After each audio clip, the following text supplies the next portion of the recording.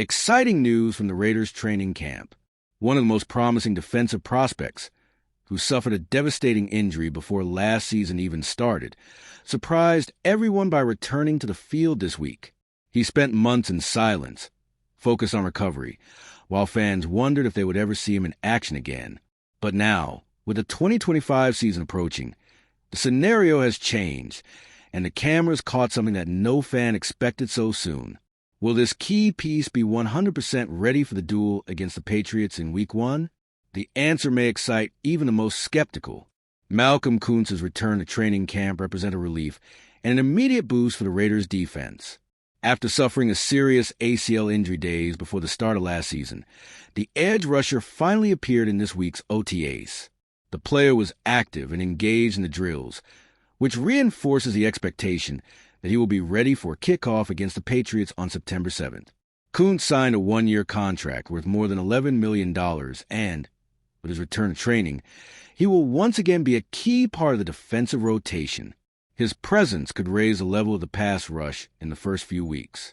It is worth remembering that Koonce was on the rise before the injury.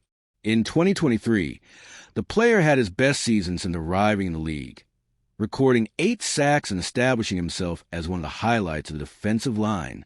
The expectation was that he would establish himself as a starter in 2024, but the injury interrupted this growth. Now, with his recovery practically complete, he seeks to regain his leading role and prove that he can lead the defense alongside names like Max Crosby. The coaching staff will closely monitor his physical evolution over the next few weeks. While Koonce returns, the defensive sector still has some absences that are a concern. Christian Wilkins remains out of the main group's activities, still recovering from a broken foot suffered last October.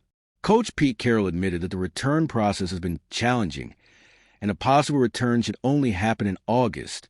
In addition, defensive tackle Adam Butler and safety Jeremy Chin also did not participate in this week's practices, with reasons not yet revealed by the team. This leaves gaps in the defensive preparation during the offseason. On the other hand, the offensive sector is also starting to gain reinforcements. Backup offensive lineman Thayer Munford was seen practicing normally, showing that the Raiders are slowly regaining depth in the roster.